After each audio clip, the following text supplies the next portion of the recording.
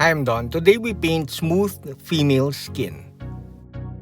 It's only my third time, I think, when I painted a female skin, but I know my skin. I will talk you through the airbrushing. Also, I'll share how to prevent coffee stains and also how to paint the skin, the glowing skin without an airbrush. We'll turn this 3D printed model into this. A ton of thanks to Ghamak for this beautiful female model. Although I have a ton of airbrushing tutorials already, in this video we'll talk a bit more about airbrushing. Hi, I'm Don. Welcome to my studio. This channel is supported by these awesome brands.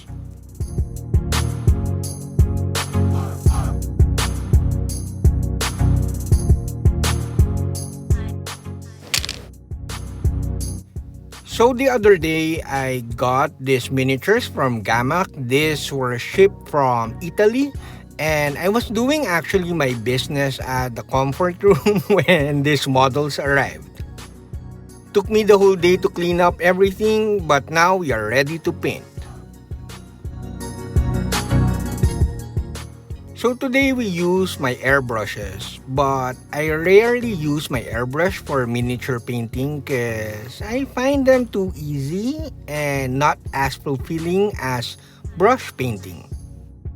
Oh, don't get me wrong, I have the best airbrushes in the market. I'm using Harder and Steenbeck and they're simply awesome.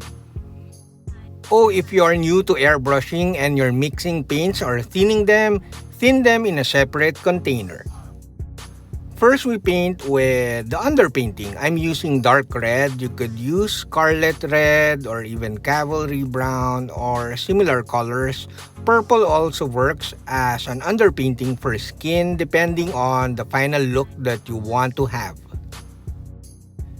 If you are a long-time subscriber, you would know that I always recommend underpainting even with dry brushing, with brush painting, and now with the airbrush. Because for example, in this skin, I decided to use dark red because I want a warm undertone or a very warm shadow for the skin. Also notice all throughout the video the angle of my airbrush as I paint the miniature. The angle of the airbrush is important when you're painting so that you create nice, very realistic and very subtle shadows. To be honest, I don't understand why people don't do underpainting as much because you don't really want, once you paint the base color or the flesh tone on top of the black primer or even gray primer, you don't really like a grayish skin shadow unless you're painting a zombie.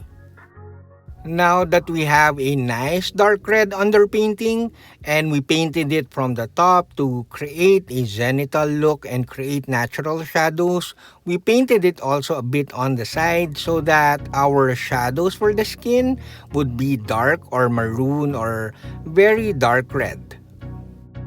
Our dark red underpainting will make sure that no matter how we paint the base color, we will have a natural looking shadow that is warm and dark red. So dark red underpainting or even purple is way better in my opinion than having a gray flesh shadow or underpainting, which is not so good in my opinion unless again you're painting a zombie.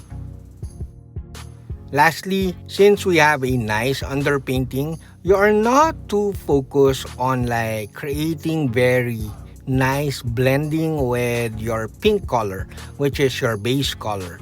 So meaning you just paint in thin layers and the paints or the colors will do the blending for you.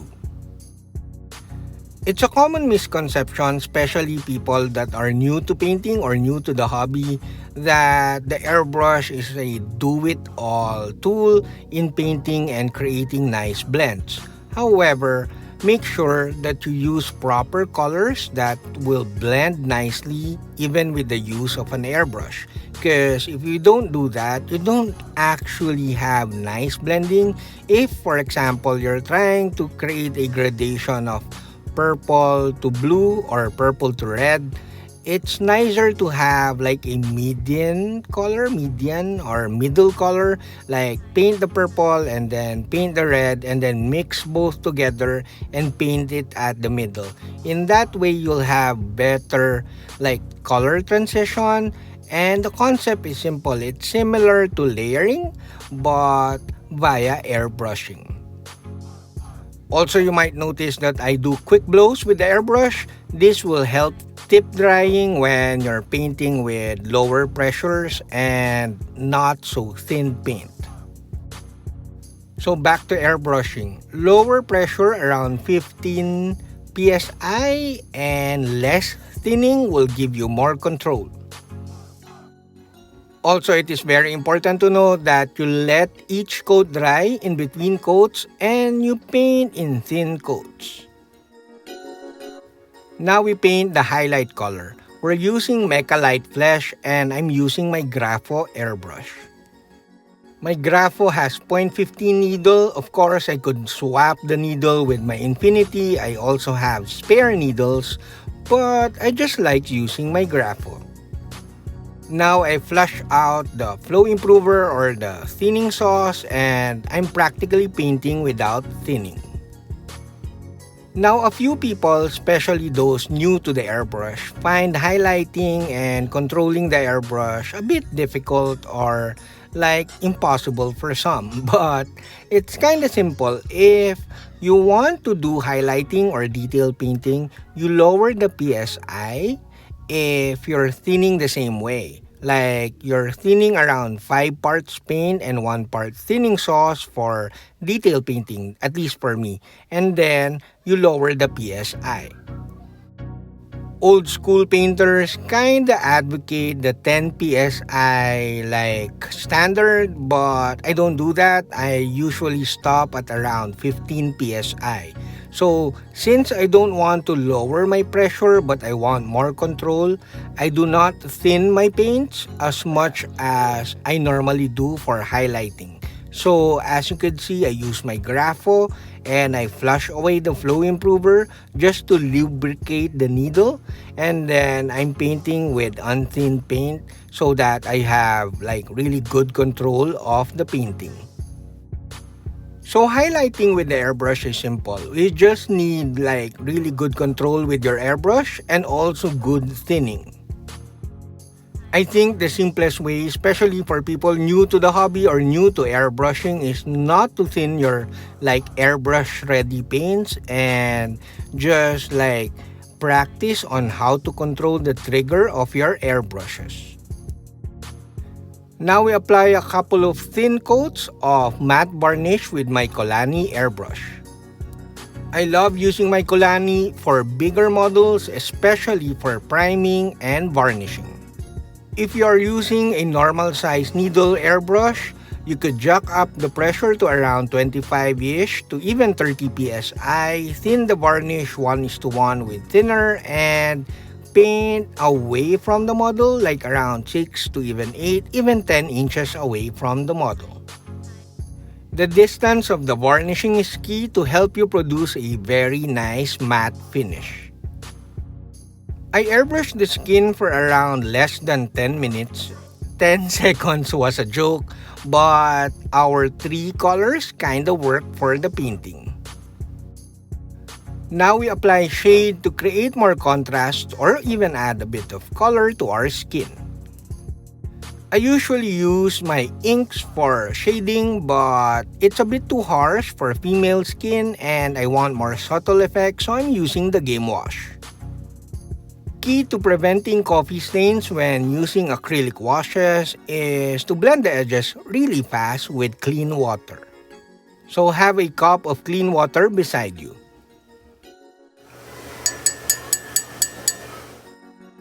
Other than the loaded brush loaded with water, I did not thin down the wash because I don't want the effects to be too subtle. Thin down washes is safer to use because you don't produce coffee stains as much, and the drying time is a bit more slower because it's wetter. Again, key to using acrylic washes is to blend the edges while the wash is still wet.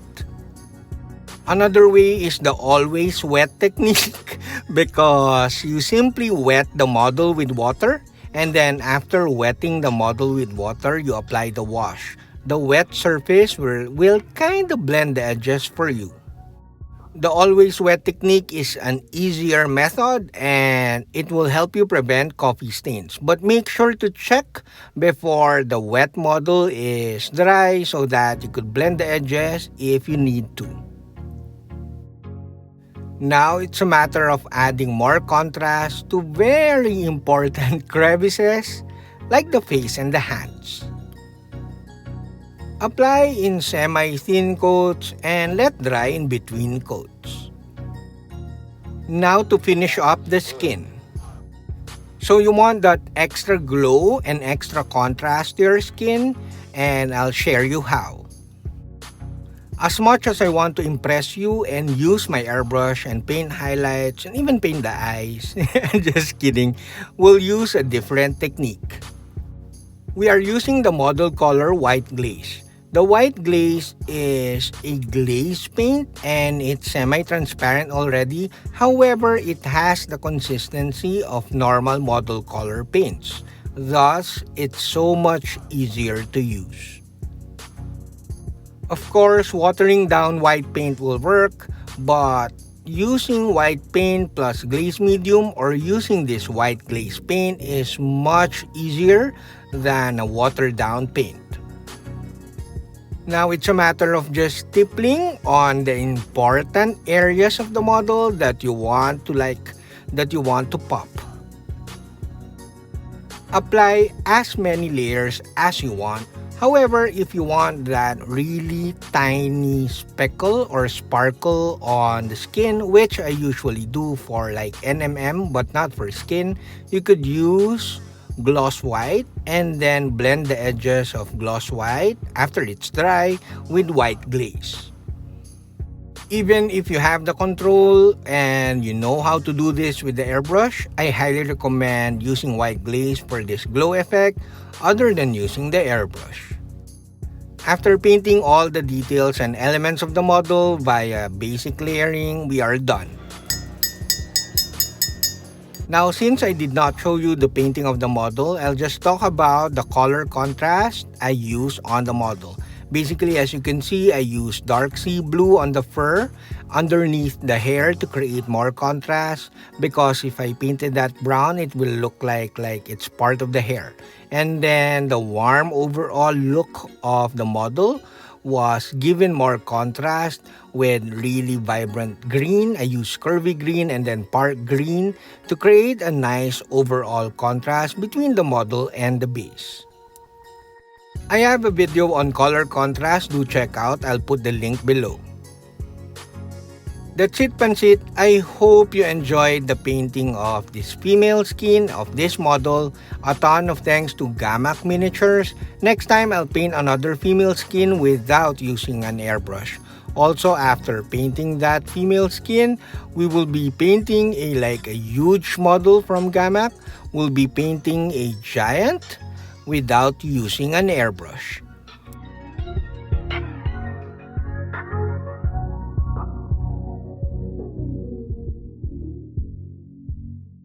That's it, we're done. I hope you liked the video. Do like, comment, subscribe, and consider joining the channel so that you'll be part of our Discord community. Saludos!